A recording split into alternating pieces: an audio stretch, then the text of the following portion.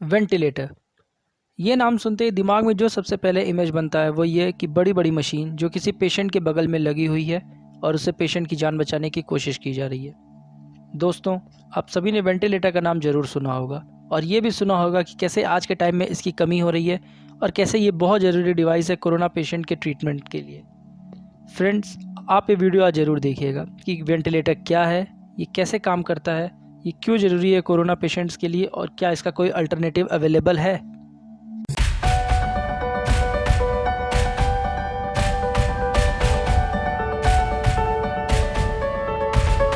स्वागत है आपका मेरे YouTube चैनल स्मार्टर नर्ड में। और आज हम लोग बात कर रहे हैं वेंटिलेटर की। तो अगर वेंटिलेटर की बात करें तो मोटा मोटी तौर पर ये कह सकते हैं कि एक ऐसी मशीन है जो पेशेंट्स की सांस लेने में मदद करती है। बहुत बार ऐसा हो जाता है कि पेशेंट जिसका इलाज चल रहा हो खुद से सांस नहीं ले पाता, और ये एक ऐसी मशीन है जो मदद करती है पेशेंट की वो आराम से सांस ले पाए। दोस्तों, अब हम लोग जानने की कोशिश करते हैं कि वेंटिलेटर की शुरुआत कब से और कैसे हुई। 16वीं सेंचुरी में फ्लेमिश फिजिशियन एंड्रियास वेसेलियस ने हमें बताया कि कैसे एक जानवर जिसका दम घुट रहा उसके ट्रैकिया में ट्यूब डालकर और उसके फेफड़ों को फुलाकर और उसमें हवा बहाने से उसे जिंदा रखा जा सकता है। 1555 तक इस प्रोसीजर को बहुत ज़्यादा कोई प्रेज नहीं मिला, लेकिन आज वर्सेलियस ट्रीटीज को first description of mechanical ventilation के रूप में पहचाना जाता है। वेंटिलेशन के इम्पोर्टेंस को समझने के लिए पहले हमें यह जानना होगा कि हमारा रेस्पिरेटरी सिस्टम कैसे काम करता है। हम लोग अपने डायफ्राम को कॉन्ट्रैक्ट करके सांस लेते हैं, जो हमारे चेस्ट कैविटी को एक्सपेंड कर देता है।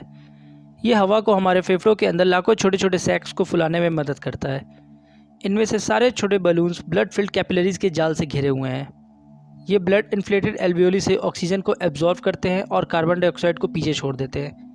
जब डायफ्राम रिलैक्स होता है तो ऑक्सीजन और अन्य गैसों के मिक्सचर के साथ कार्बन डाइऑक्साइड को बाहर निकालता है। जब हमारे रेस्पिरेटरी सिस्टम सही तरीके से काम कर रहे होते हैं तो ये प्रोसेस ऑटोमेटिकली होता रहता है। लेकिन रेस्पिरेटरी सिस्टम अलग अलग कंडीशन में इंटरप्ट होता रहता है या हो जाता है। स्लीप एपनिया डायफ्राम की मांसपेशियों को सिकुड़ने से रोकता है।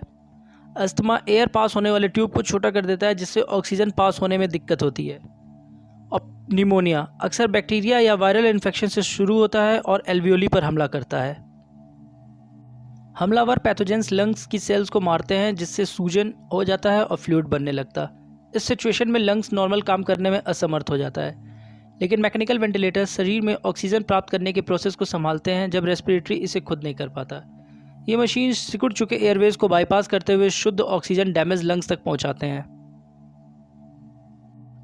वेंटिलेटर दो तरीके से काम करते हैं। पॉजिटिव प्रेशर वेंटिलेशन से पेशेंट के लंग्स में हवा पंप करना, या नेगेटिव प्रेशर वेंटिलेशन के माध्यम से हवा को खींचने की अनुमति देना।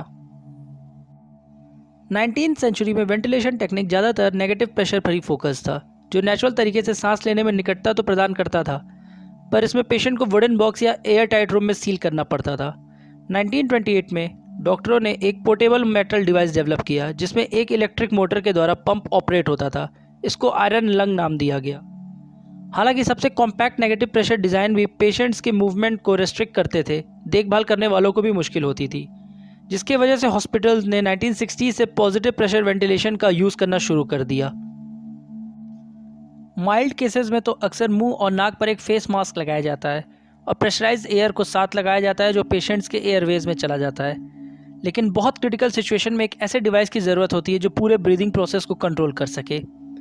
एक ट्यूब को पेशेंट के ट्रैकिया में डाला जाता है, जो सीधे लंग्स तक एयर पंप करता है। सारे मॉडर्न वेंटिलेटर्स में कंप्यूटर सिस्टम लगे होते हैं जो पेशेंट्स के ब्रीदिंग और एयर फ्लो को एडजस्ट करते रहते हैं।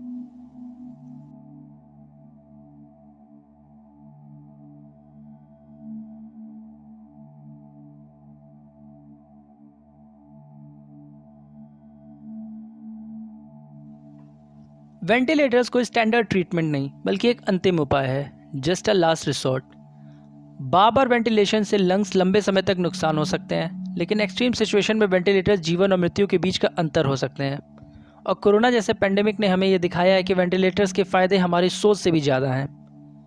वेंटिलेटर के करंट मॉडल्स बहुत बल्कि और एक्सपेंसिव हैं, और इनको ऑपरेट करने के लिए एक अच्छी ट्रेनिंग का होना बहुत ज़रूरी है। ज़्यादातर अस्पतालों में कुछ ही वेंटिलेटर्स होते हैं जो कि नॉर्मल कंडीशन में तो सफिशिएंट है, पर इमरजेंसीज़ में बहुत मुश्किल हो जाती है।